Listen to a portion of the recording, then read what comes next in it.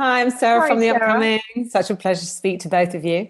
Maybe you could kick off with a brief introduction to this really brilliant new series, Sprung. What can people expect if they watch it? I don't know who wants to take that, Martha. Well, things like that. You can expect things like that to happen. The unexpected, the ridiculous, and also, the very sort of human and simple and touching things that one usually expects from Greg Garcia. I mean, he's an absurdist and he's hilarious and sometimes completely over the top, but it's always grounded in a sort of emotional truth, and the kindness is part of it as well. And I just couldn't wait to work again with him and Garret. It was just a really, really awesome time. Yeah, that was going to be my next question because, of course, you're very familiar with his work, with working with him and with Garret as well, after Raising Hope. But were you still, when you read the script, was it something that really grabbed you, or could you just know that you could trust Greg? It was always going to be great, whatever it was. Actually, yes, to both of those things.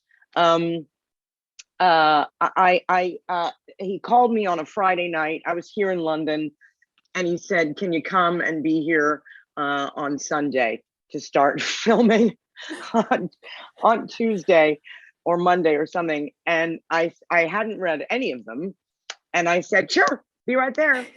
And it was not even a question in my mind. And Garret, knowing that Garret would be there was just so exciting and thrilling to me because I love Garret. I love him like a brother. And he's back. He's gone again. But anyway, I love him like a brother. So when getting on the plane, I read the scripts and lost my mind laughing. I mean, I'm pretty sure the flight attendants and everyone around me were annoyed by my hysterical laughter. And tell us a bit about Barb. I mean, it just looks like it was so much fun to sort of create and become this character. So what can you tell us about her? And in particular, how did you prepare to play her? And just like even her look, like must have been like an experience to get into. Right. Well, as I mentioned, I had about 36 hours to decide who Barb was. But of course, she's there in the writing. And everything Greg wrote was instantly got my brain racing. And so I had sort of an idea of what I wanted her to look like. I knew I've mentioned this before, but I'm a little bit of a hair actor. And if the hair's not right, it's very difficult for me.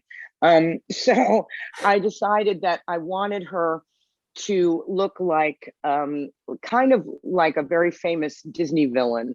I don't know if actually she may not be the most famous Disney villain, but she's got this shock of red hair. And then I wanted to add a sort of silver streak in the front to age me up a little bit.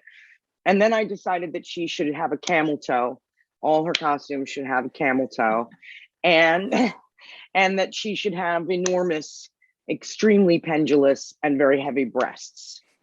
And that was pretty much, and then the face just came out of that.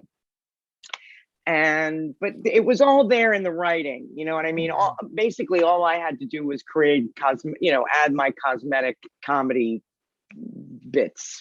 And I guess there was some trepidation with the pandemic that what kind of films and series were going to come out of it.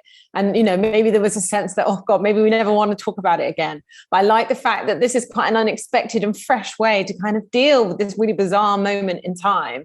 So was that another appeal for you, that it's like talking about the pandemic in a completely sort of like, left of field way?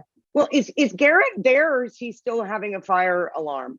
I can answer this one as well if he's not available. But yeah, I thought it was a very creative and very clever way of dealing with it because, and I haven't seen that yet in any other show.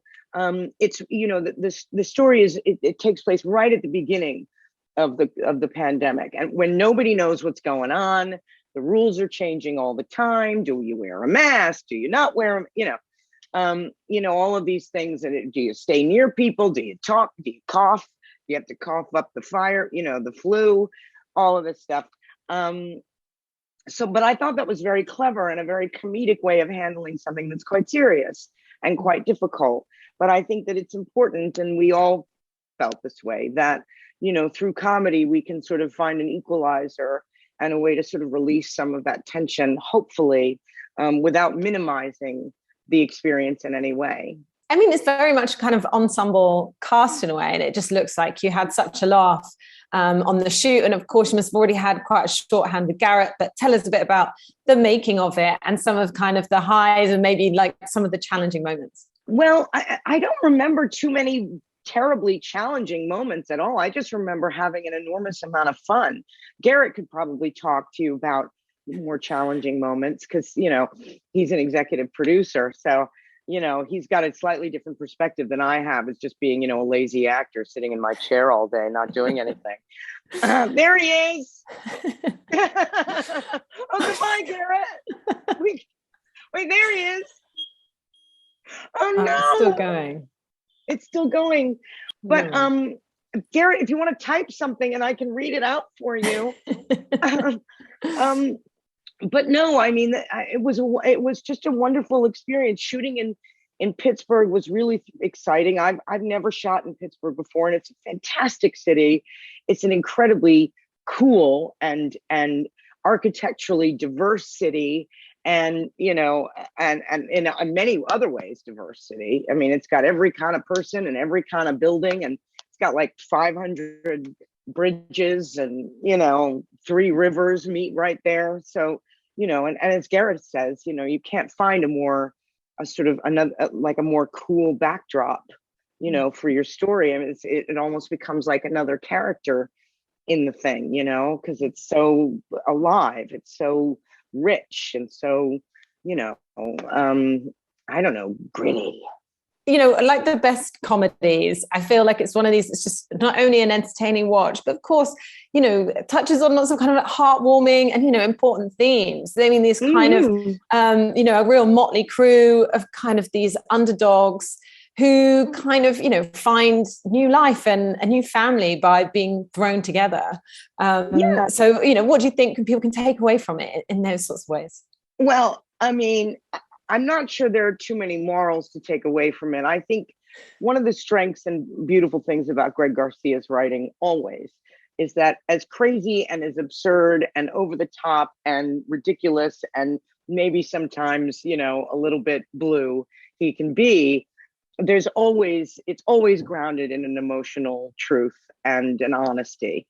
There's always something there that you can lean on as an actor or as a viewer, that that kind of grabs you, touches you by surprise, takes you by surprise, and makes you sort of feel something you didn't expect to feel. Mm-hmm. And that's really cool. I mean, Barb herself is kind of cynical, and she doesn't really buy any of that stuff. But Garret's character, go ahead, Garret. Like she needs a break.